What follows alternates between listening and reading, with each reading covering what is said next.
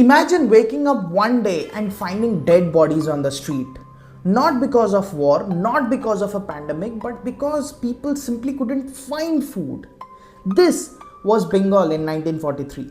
Millions were starving, people would watch their children die, families sold everything they had just for a handful of rice. And within a few years, between 2 and 3 million people would lose their lives. But here's the strange part. This wasn't because of a massive drought. It wasn't caused by a crop failure. And Bengal wasn't completely out of food. So what happened? How did one of the richest regions of British India became the site of one of the deadliest famines in modern history? Let's understand the Bengal famines in this episode of Dev This Side.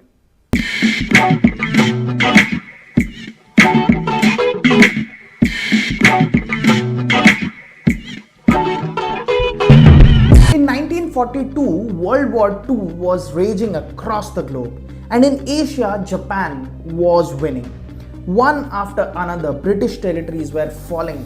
Then came a major blow. Japan captured Burma. At first glance, this might not seem important, but Burma supplied huge amounts of rice to Bengal. And when that supply decreased, rice prices began rising. People became worried, traders became nervous, markets became unstable. But a rise in food prices doesn't automatically kill millions. Something else had to go wrong, and it did. The British feared that Japan's next target could be India. So they came up with a strategy. If the Japanese invaded Bengal, they shouldn't find food and transportation waiting for them. This became known as the denial policy. Thousands of boats were seized and destroyed, rice stocks were confiscated, transportation was disrupted. On paper, it looked like a military strategy. In reality, this was a disaster because Bengal depended on rivers. Boats were not a luxury, this was the lifeline of that entire region. Farmers used them, fishermen used them, merchants used them. Without boats, food couldn't efficiently move from one place to another. And when food stops moving, people start starving. As shortages became visible, fear spread across Bengal. People started buying more rice than they needed. Traders began hoarding supplies. The wealthy could afford to stockpile food, the poor could not. And that's when the prices exploded. A laborer who could buy food yesterday could no longer afford it today. The market didn't run out of food. The poor had simply been priced out of survival. And that's what makes Bengal famine so tragic. People starved not because market didn't had food. They starved because they simply couldn't afford it. By mid-1943, Bengal was collapsing. Villages emptied, families broke apart, children wandered on the streets alone. Thousands traveled to Calcutta hoping to find some food. Instead, they found thousands others doing the same. Eyewitnesses described horrific scenes. Starving men and women lying on the sidewalks, children begging for scraps, dead bodies on roadsides. Every morning, municipal workers collected the dead. Every day, more appeared. The famine was no longer a crisis, it had become a catastrophe. Whenever Bengal famine is discussed, one name always appears: Winston Churchill, the British Prime Minister during the World War II. To many people, Churchill is remembered as the man who helped defeat Nazi Germany.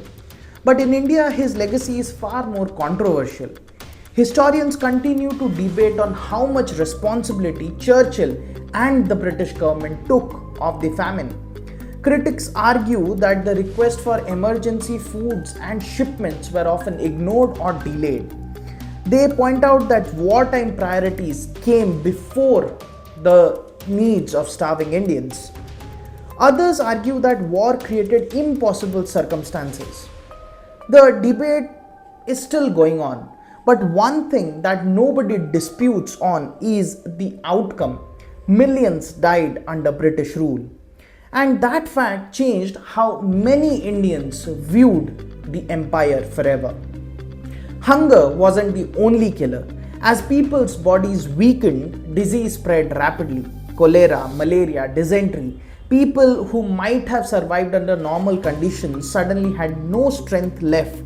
Many victims of the Bengal famine didn't die from starvation itself. They died because starvation made every disease deadlier. The famine became a vicious cycle. The weaker a person became, the faster they died. By 1944, the worst was finally over. But Bengal would never be the same. Millions were gone.